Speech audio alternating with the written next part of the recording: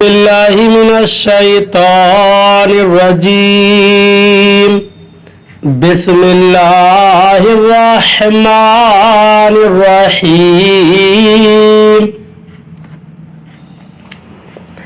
فإن طلقها فلا تحل له من بعد حتى تنكح زوجا غيره.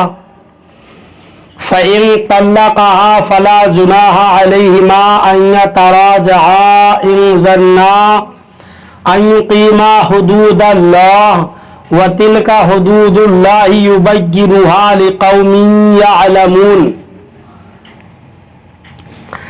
ترجمہ کنز الایمان. اللہ کے نام سے شروع جو نہایت مہربان رحم والا. پھر اگر تیسری طلاق اسے دی تو اب وہ عورت اسے حلال نہ ہوگی جب تک دوسرے خاوند کے پاس نہ رہے. پھر وہ دوسرا اگر اسے طلاق دے دے تو ان دونوں پر گناہ نہیں کہ پھر آپس مل جائے اگر سمجھتے ہوں کہ اللہ کی حدیں نبا ہوں گے، اور یہ اللہ کی حدیں ہیں جنہیں بیان کرتا ہے دانش مندوں کے لیے. ترجمہ کنز العرفان. پھر اگر شوہر بیوی کو تیسری طلاق دے دے تو اب وہ عورت اس کے لیے حلال نہ ہوگی جب تک دوسرے خاوند سے نکاح نہ کرے.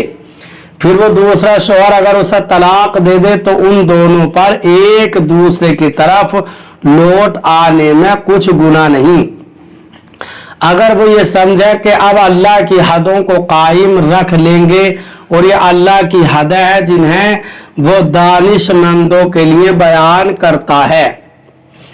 فَإِن طَلَّقَهَا. پھر اگر شوہر بیوی کو تیسری طلاق دے دے. 3 طلاقوں کے بعد عورت شوہر پر حرمت غلیظہ کے ساتھ حرام ہو جاتی ہے. اب نہ اس سے رجوع کر سکتا ہے اور نہ دوبارہ نکاح جب تک یہ نہ ہو کہ عورت عدت گزار کر کسی دوسرے مرد سے نکاح کرے اور وہ دوسرا شوہر صحبت کے بعد طلاق دے یا وہ فوت ہو جائے اور عورت پھر اس دوسرے شوہر کی عدت گزارے.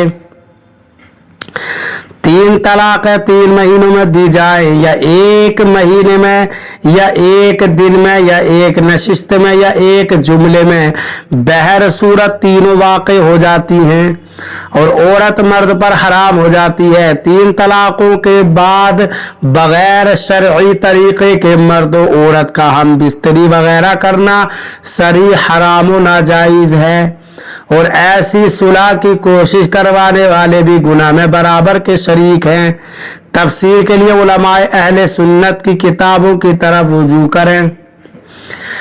وَإِذَا طَلَّقْتُمُ النِّسَاءَ فَبَلَغْنَ أَجَلَهُنَّ فَأَمْسِكُوهُنَّ بِمَعْرُوفٍ أَوْ سَرِّحُوهُنَّ بِمَعْرُوفٍ وَلَا تُمْسِكُوهُنَّ ضِرَارًا لِتَعْتَدُوا وَمَنْ يَفْعَلْ ذَلِكَ فَقَدْ ظَلَمَ نَفْسَهُ وَلَا تَتَّخِذُوا آيَاتِ اللَّهِ هُزُوًا وَاذْكُرُوا نِعْمَةَ اللَّهِ عَلَيْكُمْ وَمَا أَنزَلَ عَلَيْكُمْ من الكتاب والحكمة يعظكم به واتقوا الله واعلموا أن الله بكل شيء عليم. ترجمہ کنز الایمان. اور جب تم عورتوں کو طلاق دو اور ان کی میعاد آ لگے تو اس وقت تک یا بھلائی کے ساتھ روک لو، یعنی کوئی کے ساتھ چھوڑ دو اور انہیں ضرر دینے کے لیے روکنا نہ ہو کہ حد سے بڑھو، اور جو ایسا کرے وہ اپنا ہی نقصان کرتا ہے. اور اللہ کی آیتوں کو ٹھٹا نہ بنا لو اور یاد کرو اللہ کا احسان جو تم پر ہے اور وہ جو تم پر کتاب و حکمت اتاری تمہیں نصیحت دینے کو، اور اللہ سے ڈرتے رہو اور جان رکھو کہ اللہ سب کچھ جانتا ہے. ترجمہ کنز العرفان. اور جب تم عورتوں کو طلاق دو اور وہ اپنی عدت کی اختتامی مدت کے قریب تک پہنچ جائیں تو اس وقت انہیں اچھے طریقے سے روک لو، या अच्छे तरीके से छोड़ दो और उन्हें नुकसान पहुंचाने के लिए न रोक रखो ताकि तुम उन पर ज्यादती करो। और जो ऐसा करे तो उसने अपनी जान पर जुल्म किया। और अल्लाह की आयतों को ठट्टा मजाक न बना लो और अपने ऊपर अल्लाह का एहसान याद करो और उसने तुम पर जो किताब और हिकमत उतारी है उसे याद करो। उसके जरिए वो तुम्हें नसीहत फरमाता है और अल्लाह से डरते रहो। वो जान रखो कि अल्लाह सब कुछ जानने वाला है। वइज़ा तल्लक़तुमुन निसा, और जब तुम औरतों को तलाक दो। ये आयत एक अंसारी के बारे में नाजिल हुई कि उन्होंने अपनी औरत को तलाक दी थी और जब इद्दत खत्म होने के करीब हुई थी, जब इद्दत खत्म होने के करीब होती थी तो रुजू कर लिया करते थे ताकि औरत कैद में पड़ी रहे। इस पर यह आयत करीमा नाजिल हुई जिसका खुलासा है कि जब तुम औरतों को तलाक दो और वो अपनी इद्दत की इख्तितामी मुद्दत के करीब पहुंच जाए तो उस वक्त उन्हें अच्छे तरीके से रोक लो या अच्छे तरीके से छोड़ दो। तुम्हें रुजू का इख्तियार तो दिया गया है, लेकिन इस इख्तियार को जुल्म ज्यादती का हीला न बनाओ कि उन्हें नुकसान पहुंचाने और ईजा देने की नीयत से रुजू करते रहो। ये फेल सरासर अल्लाह ताला की आयतों को ठट्टा मजाक बनाने का मुतरादिफ है कि जैसे मजाक में किसी चीज की परवाह नहीं की जाती, इसी तरह तुम अल्लाह ताला की आयतों की परवाह नहीं करते। और ये भी याद रखो कि जो इस तरह करता है वह अपनी जान पर ही जुल्म करता है कि हुक्म इलाही की मुखालफत करके गुनहगार होता है।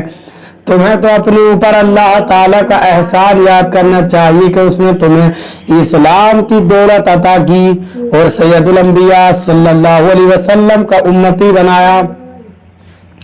तुम्हें तुम्हारी इबादत, मामलात और मुआशरत के तरीके सिखाए। तुम्हें तो अल्लाह ताला की अता करदा किताब और हिकमत को याद करना चाहिए और अल्लाह ताला की नसीहत पर अमल करना चाहिए। जिंदगी के तमाम मामलात में अल्लाह ताला से डरते रहना चाहिए। कायनात में तुम्हारे अपनी बीवियों पर जुल्म सितम और अहकाम शरइया की मुखालफत को और कोई ना भी जानता हो, लेकिन अल्लाह ताला तो सब कुछ जानने वाला है। उसकी बारगाह में तो जवाब देना ही पड़ेगा। सुभान अल्लाह, कितनी प्यारी नसीहत है, कितना प्यारा बयान है। अल्लाह ताला करे कि हमारे घरों के मामलात भी अल्लाह ताला के हुक्म के मुताबिक हो जाए। अल्लाह ताला हमें कुरान पाक पर सही माना में अमल करने की तौफीक अता फरमाए। बरादरान इस्लाम, आप तमाम ही हजरात से गुजारिश की जाती है कि खुद भी कुरान करीम की तिलावत, तर्जमा और तफसीर समाअत कीजिए। अपने अजीज व अकारिब और रिश्तेदारों को भी शेयर कीजिए ताकि आप इसके जरिए सदक़ाए जारिया के मुस्तहिक हो जाएं।